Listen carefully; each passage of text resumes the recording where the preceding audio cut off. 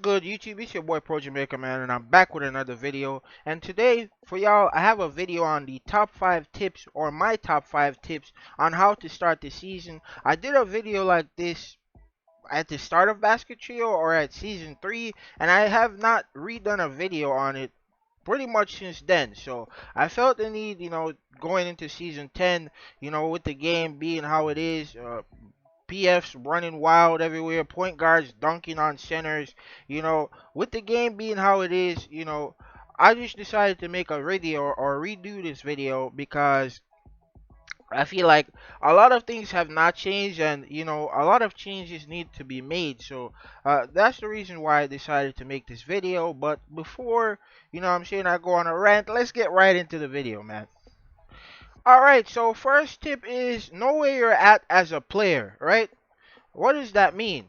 So if I go into my, you know, my player profile or my personal info, right? You can see I played 5 matches on the season, 4 MVPs, 15.2 rating.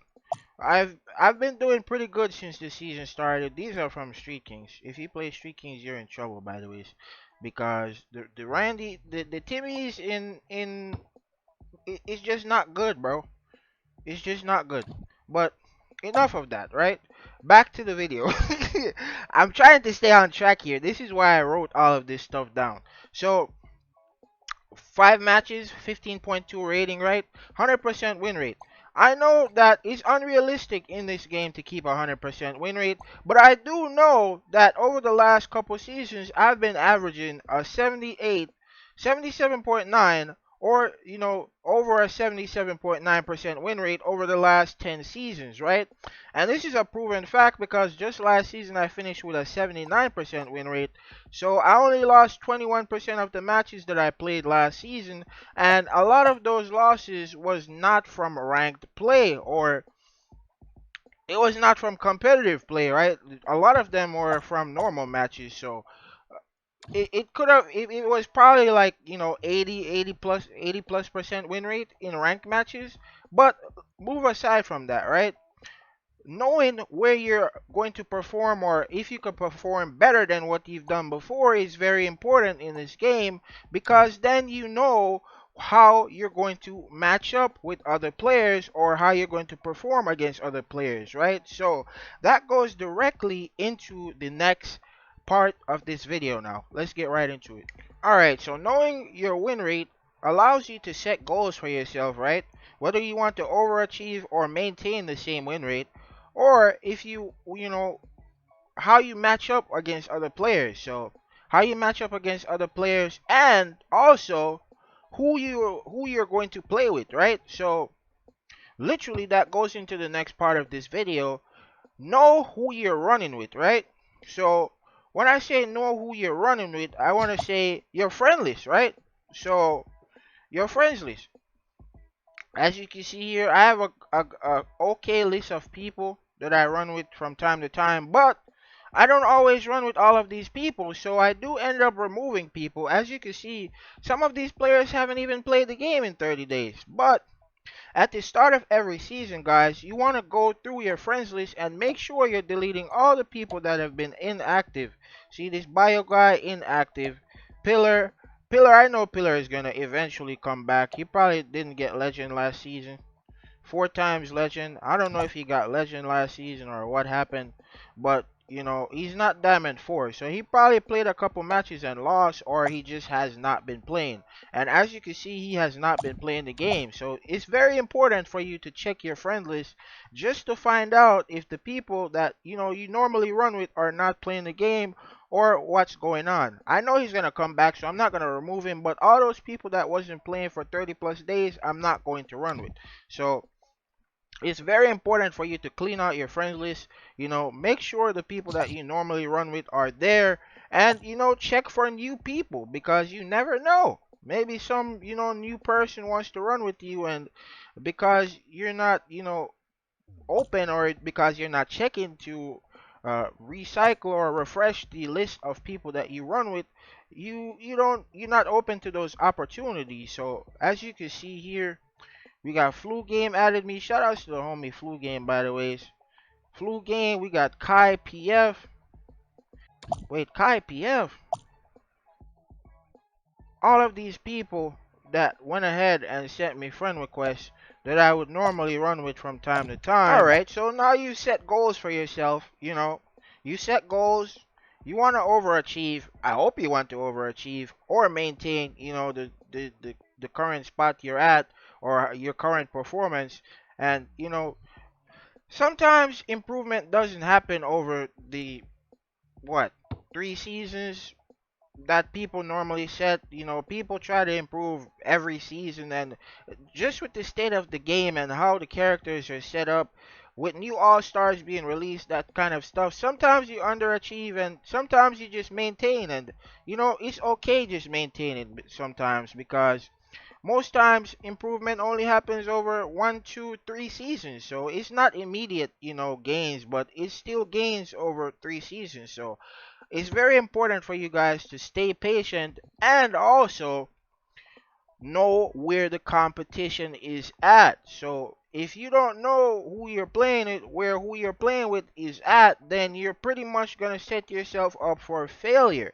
Now, the leaderboard is not available right now, but in my own server, I'm able to see the regular leaderboard, right? And that's normally the people that I'm gonna be playing against to start the season out, right? So I'm gonna be playing against all these people. As you can see, I'm currently not ranked because I'm not master rank right now. But if I would push up to master rank, I would start playing against most of these people. Now, not being master rank, I'm gonna be facing a lot of white names, a lot of people that aren't on these rankings yet, and that's okay to start the season. As you can see, somebody's already almost legend.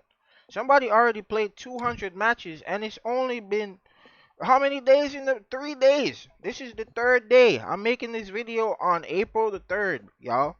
And somebody's already almost legend. So it's very important that you map out, who you're playing against or who you're playing with, because sometimes you set goals and there are people, what I'm saying, gunning to crush those goals. And it's all right to say, all right, I'm just going to play the game and enjoy, and that's it. But if you want to overachieve, you have to, what I'm saying, calculate and make sure these measures are taken care of when you're trying to get to the top, what I'm saying. So very important to know who you're playing against, who is pushing on the rankings with you, and all of that stuff. Because if you don't take notes on all of this stuff, then you're gonna end up running into people, and you're gonna be like, oh no, I'm playing against, you know, uh, number one player, OG, whatever his name is, and I don't know how he plays. So, you know, when you know all of this information about all of these players, you're able to spectate them. You're able to see, replay of how they play. Sometimes, a lot of these people are passers. Sometimes some of them run really good dash routes. Sometimes, they just know how to score in the paint. Sometimes you have a better rebounder than you, that you need to prioritize and, position yourself in a certain way. And, you're not able to do that because you're not taking notes on the opponent. So, let's get into the next step right now. Okay, so you set your goals. You know where you're at as a player. You know where you want to be at as a player. Sometimes, you set the 3 season improvement goal, right? So you're not looking for immediate gains. You want to just maintain for right now.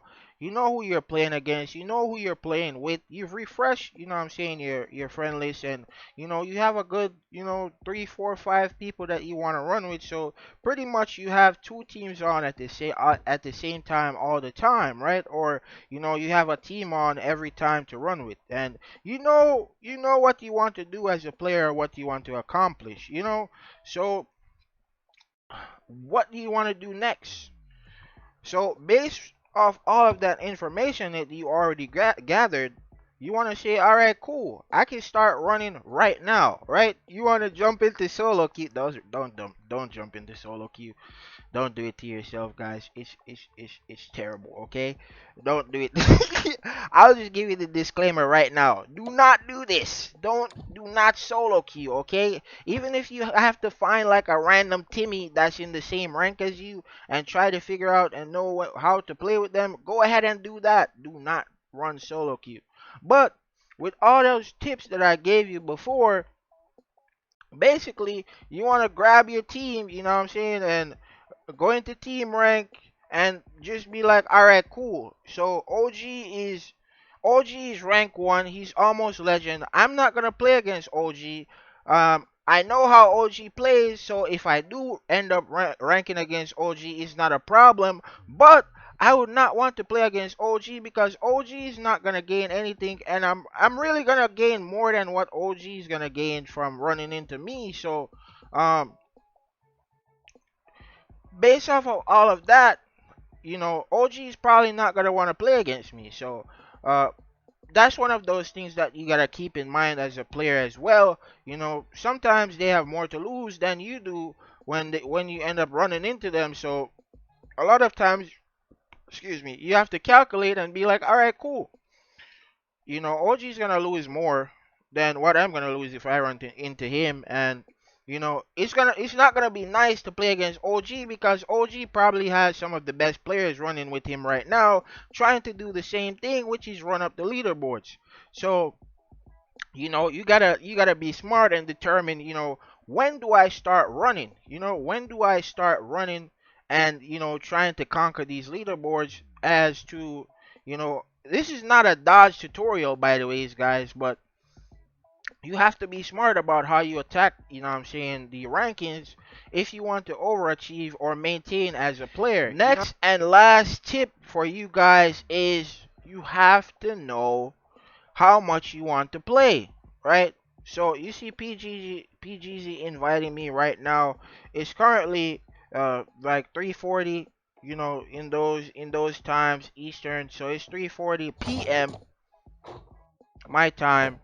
I'm not really looking to play right now because I gotta stream the game tonight. So if I play right now, I'm gonna end up playing, probably into the times that I would go and take a nap, and I actually have stuff to do in the house. So you know, some of y'all gotta go touch grass, bro.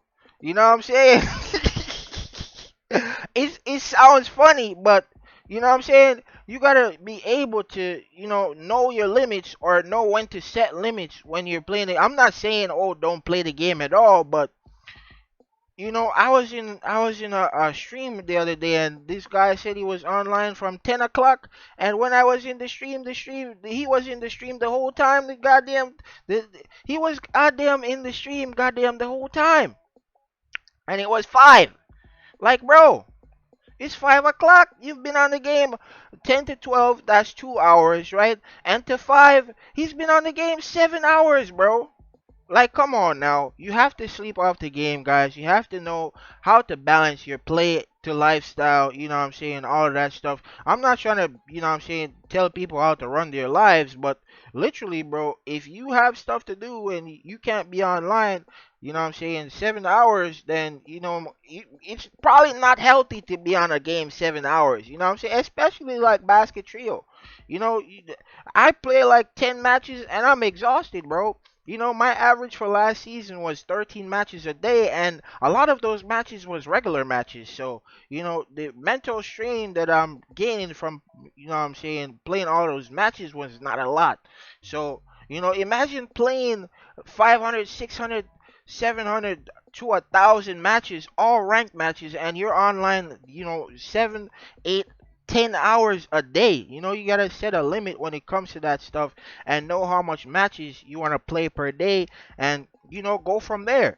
But yeah, set a goal on how many matches you want to play per day. Calculate it out. As I said before, know where you're at as a player, know who you're playing with, know who you're playing against.